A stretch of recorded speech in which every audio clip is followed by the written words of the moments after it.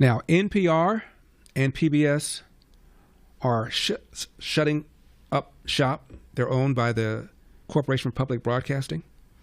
They received $1 billion every year, $500 million for NPR, $500 million for PBS. And even though they've repeatedly said over the years, all we get are around 10 to 15% of our funding from the feds, they're shutting their doors. Well, if you're only getting 10 to 15% from the feds, you can't figure out some sort of way of trimming 10 to 15% and continuing to operate as a non-government organization? Apparently not. But MSNBC Hee Haw is completely melting down. Number 15. So, David, I'll ask this of you then. Sure. You're in Florida. This is a state that has more rural communities and corners that may lose out on quality reporting, but also emergency information, a state that experiences serious storms. What are you worried you might soon see?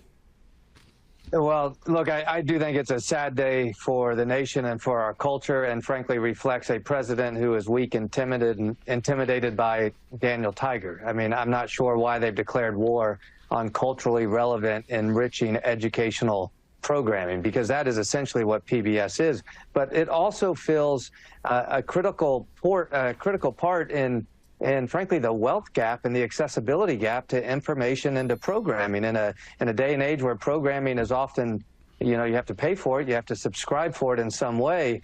PBS, Corporation for Public Broadcasting, and the other platforms provide news, provide educational tools for children, literacy tools for children, culturally relevant, enriching content for individuals and families. And so I'm not sure this attack on public broadcasting is exactly what voters have asked for. And I promise you, look, our two kids are 6 and 4. The benefit of the PBS platform for our kids learning to read and learning basic lessons of civility, learning about diversity, learning about a rich culture, that's a lot of that comes from... I'm getting a headache.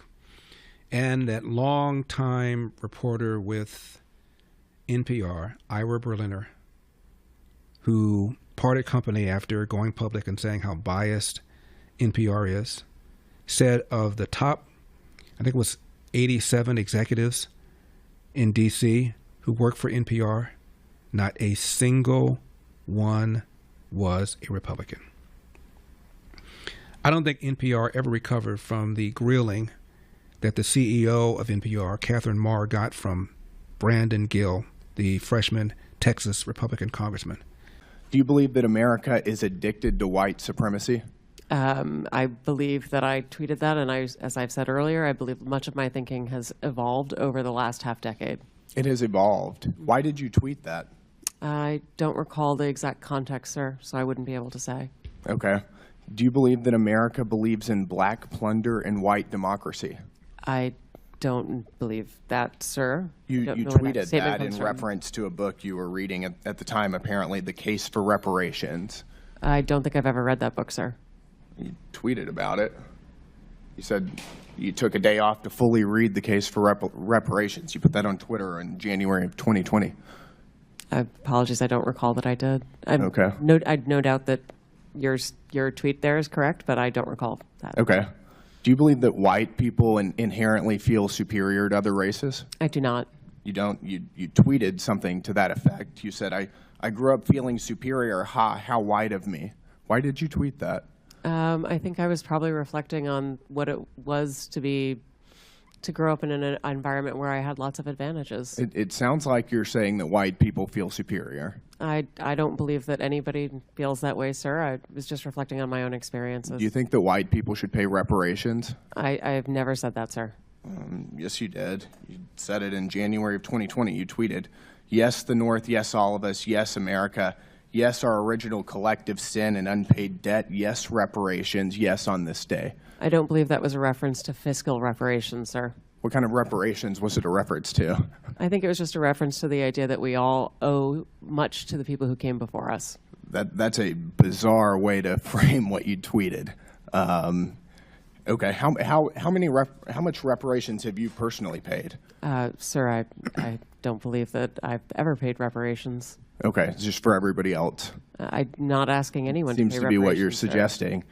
Do you believe that looting is morally wrong? I believe that looting is illegal, and I refer to it as counterproductive. I think it should be prosecuted. Do you believe to the it's full extent of the morally law. wrong, though? Of course. Of course. Then why did you refer to it as counterproductive?